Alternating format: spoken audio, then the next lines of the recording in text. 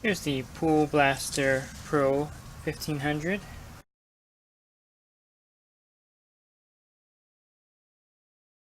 Depending on the pool type you're going to use it in, will depend on which particular vacuum head you're going to use. Okay, assembly is fairly easy. We'll just put the bag here in this section. Drop the bag in there, make sure the ring is on there. Okay, then you'll make sure this bag is on there good. You'll take the cap, make sure the handle is in the upright position like this. See these tabs here? Simply slide it over there. We're going to pull back on this handle, and we're going to click it like that. It's locked in. So if you're going to use the plastic head, you would just loosen that nut. Take the Pool Blaster Pro, and slide this piece in, and then you would tighten the ring.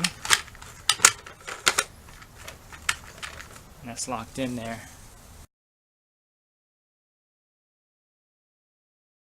You would take this adapter, loosen the nut, just slide it on here.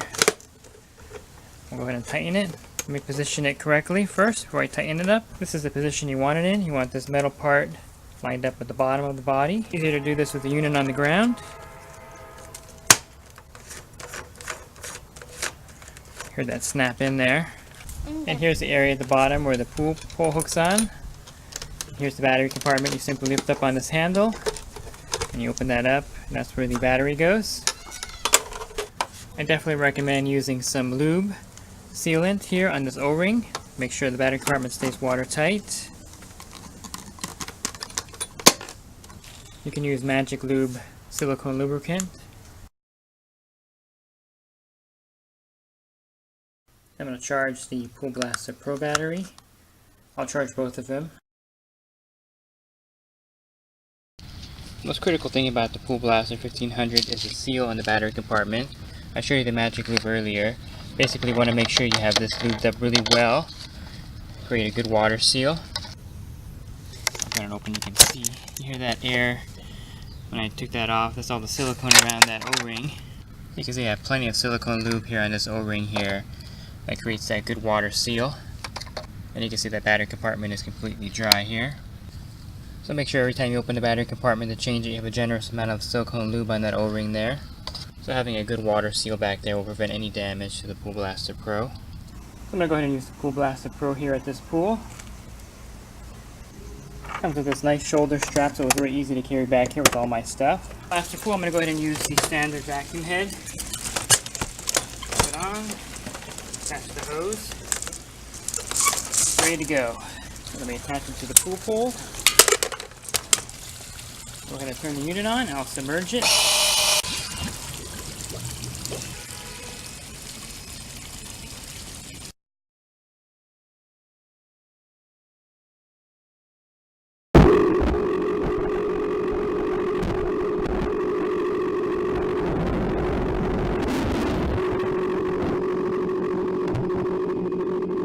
So the Pool Blaster Pro did a great job here. I left the pool spotless and pull it out.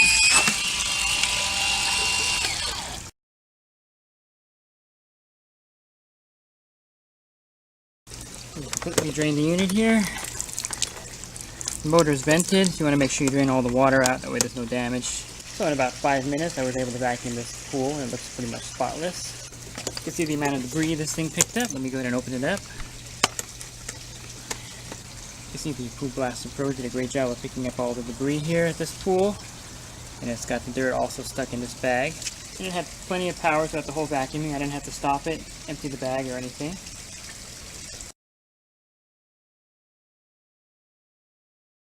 I'm going to go ahead and use the sand silt bag here at this pool. Got a lot of small, fine dust on the bottom. This is a great way also to save from all the dust going into the filter. And it's also light enough to go all the way up the walls, no problem. So I was able to vacuum the whole pool with the sand silt bag without having to stop and empty it. Great thing about the Pool Blaster Pro is that it saves you a lot of time. You don't have to actually set up the vacuum and hoses. You just turn it on, drop it in the pool, and you're ready to go. Let me get the top off so you can see the bag and see what it picked up. You see the fine sand that it picked up here. And the Pool Blaster Pro also has a flap here that when you pull it out of the pool and turn it off, the debris will stay inside the debris bag. And you can see the opening for the vacuum is comparable to what you would find in a regular vacuum hose.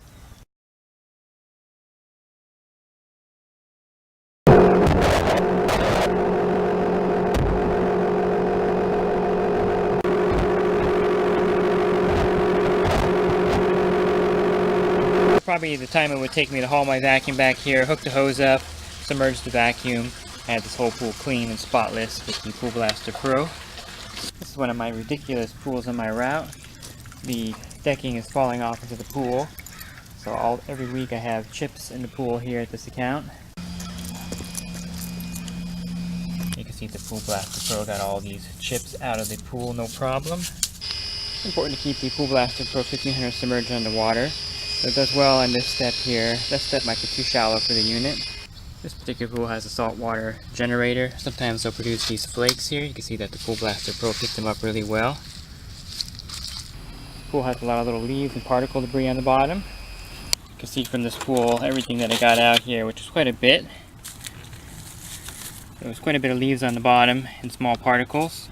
I'm on my 6th pool today with the Pool Blaster Pro. It's doing a great job. And I use the multi-layer bag in here because this pool has a lot of dirt and fine particle debris in it. Here's a large pool with a lot of leaves on the bottom. See that? It's got quite a bit of debris in there. There's actually a worm in there that's still moving around. That took about 15 minutes to vacuum this entire pool and spa. Fairly large pool. Here's another large pool on my route. It's full of little particle debris.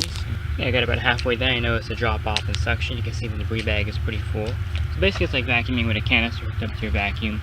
Once the debris bag starts to get full, you have to empty it. Not a big issue. Here's the debris bag after 3 pools today. Probably should have emptied that in the last pool. You can see how this layered debris bag traps the dirt really well. It's a great job.